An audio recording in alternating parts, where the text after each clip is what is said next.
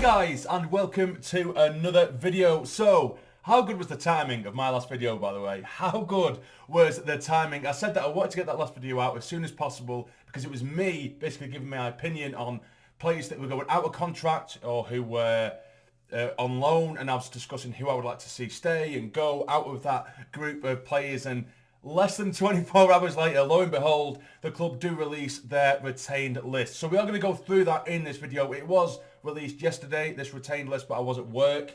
But yeah, so I've just finished work not long ago. I've been for a run, hence the incredibly red beetroot face. I'm not too sure how it looks on the camera. And now here I am, sat here making the video. So we'll go through the list, then afterwards we'll have a little discussion, or we'll discuss it as we go through them on what I think. And of course, as usual, in the comments down below, let me know about what you think. Do you agree with the club in terms of the players that they've retained and the players they've let go? Would you like to see any of the loan players that have returned to their respective clubs, Is there any of them that you'd like to see come back? And all that good stuff, let me know in the comments down below. And as usual, like the video and subscribe if you are new. I'm going to keep on battering this until we get to 15,000 subscribers. You know, as soon as they ask, I keep on saying there's a load of you guys that are watching the videos and you're not subscribed. I can see it. There's like, I think it's like 60-70% of you guys that are regular viewers that just haven't clicked that subscribe button yet, and it really, really helps out. It really, really does help out. So yeah, last time I did ask, and then there was a big jump of like 50 subscribers. So if I keep reminding you guys, we might eventually get to 15,000. But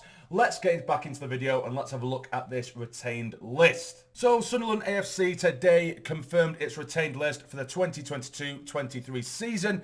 Following promotion to the Sky Bet Championship, Bailey Wright, Lyndon Gooch and Patrick Roberts have been offered new contracts at the Stadium of Light. Winger Haydn McGeady will depart the club after 5 years, whilst Arbonnet Jamali, Jordan Willis and Lee Burge will also leave when their respective contracts expire on the 30th of June 2022.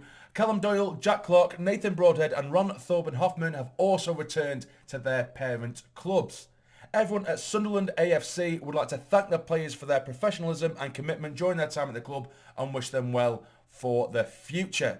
Now here are all the players that are still at the club, all the first team players that are still contracted to the club. We have Adam Richardson, we have Alex Pritchard, Anthony Patterson, Cameron Jessup, we have Carl Winchester, Corey Evans, Dan Neal, Danny Bart, Dennis Sirkin, Elliot Embleton, Ellis Taylor, Ethan Kachosa, Harrison Sonner, Jack Diamond, Jacob Carney, Jay Matete, Leon Diaku, Luke O'Nien, Nathan Newell, Niall Huggins, Ross Stewart, Thomas Scott and Trey Hume. Now out of those contracted players, yeah, I'm happy with that, and you'll probably notice there as well, Diaku is now contracted, so it's not, I suppose it's technically a new signing, I guess, because he's now official on the books. I think it's a 2-year deal. I think from what I've read, it's a 2-year deal purely because he it had it in his contract that it was either the amount of appearances or it was the fact that we got promoted. I think it was a clause in his contract that basically if we do get promoted, he has to sign, basically, that we're obliged to sign him. Whereas Hoffman,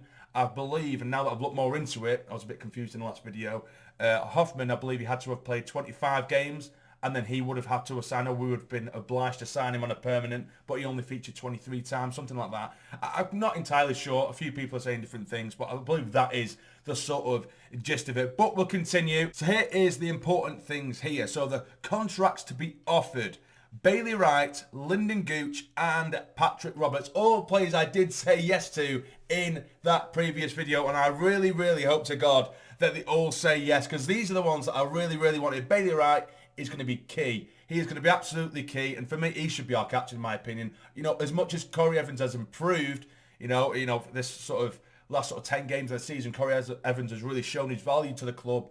But I still to an extent, I don't see him as much as a sort of captain figure as Bailey Wright, because I feel like Bailey Wright sort of he embeds what a Sunderland captain should be. Do you know what I mean? He's the absolute epiphany of a Sunderland captain. He's the description. He's the absolute definition of a Sunderland captain. Whereas Corey Evans is a little bit of a different way of looking at it. But either way, let's continue. So out of contract and to be released, we do have Haydn McGeady, Jamali, Dunn, McIntyre, Jordan Willis, Kenton Richardson, Lee Burge. We have Nicky Jamar Bio, I'm not too sure, Patrick Almond, Sam Wilding, Stephen Wern, Tyrese Dice, Emanike, Vinny Steels, Will Grigg, Will Harris, and then loan players that are going to be returning to their club is Callum Doyle, Jack Clark, Nathan Broadhead and Ron Thorben Hoffman. Now, a couple of things I do want to address with the out of contract and release. Of course, I did say in the previous video, Haydn McGeady being the big one. McGeady, he's been a phenomenal player for us. He's been absolutely fantastic. In League One, he's been absolutely class. He was a part of the team that, of course, come down from the Championship, and there's so many rotten eggs there, and he's shown that he really wanted to get this club back to at least the Championship, and now he has contributed to that, and at times, I've said it so often on this channel, he was an absolute cheat code in League One. He was magical, absolute magic to watch at times, particularly in League One. He was always a step above. But he's been, like I've said in the previous video, he's been playing with injections. He's been basically playing injured for the best part of the last few seasons, and he's just come back from injury after a relatively long term. Again, could he have done a job in the Championship? I saw a couple of comments in the last video saying that maybe we should have offered him a 6-month deal, and I do kind of get it. But I just think with Haydn McGeady, he's going to come back from that injury, and by the time he's got back up to scratch, it'll be pretty much the end of his contract, and it'll be a waste of time, resources and energy from not only the club but the player as well. So for me, I think it's probably about the right decision with that one. Same with Jamali as well. Willis, I've said it as well. I thought he was our best defender. I really, really rated Willis. But, to come back from that kind of injury and then jump up from League One to the Championship as well, which is a huge jump, by the way, which is something I'm going to get onto in a second. I just don't think Willis... I think it's the right decision, essentially. I think it's the right decision. But I think anyone who would want to take him in League One, you've got yourself an absolutely class player there. A fully fit Jordan Willis is one of the best centre-backs in League One, hands down. Now, you've got Will Grigg there, which is just embarrassing, really. What a waste of money that man was. Utter waste of space. But he's gone now. We can get over it. We move on. A couple of players there now. I'm going to go over a couple of youngsters. You've got Alman there. You've also got Wern and Harris as well. So 2 or 3 there, really. I've seen a few people say, those were class, or that those were really up and coming. For me, Almond, I think he was the captain of our youth team for a very, very long time. He couldn't even get on the bench for our League One, in our League One campaign.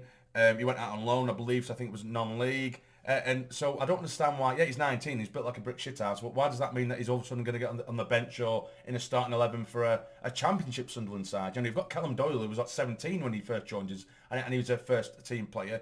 Almond, 2 years older than him, he's can't even get on the bench with Sunderland in League One. Why would we want him to play in the Championship? If it doesn't make any sense. I think some people, anyway, without sounding too patronising or condescending, some people do need to realise the absolute huge jump in quality between League One and the Championship. It's all well and good, having these kind of players, and it's good to think, we've got some youth here, let's try and embed them into the side. Yeah, that's great. That's all well and good, and that's what you want to try and do. You want to try and keep your own, don't you? But you need to be brutal as well. It's a brutal business, and these players aren't good enough, 100% in my opinion. You got Wern as well. Some people saying that he looked good. He did in a couple of Papa John's Trophy games. Do you know what I mean? But then he still barely got on the bench. Didn't get, and that's in League One. I believe that he went out on loan as well. Why would all of a sudden he now be good enough to get in the Championship? Will Harris the same. He scored bags of goals in the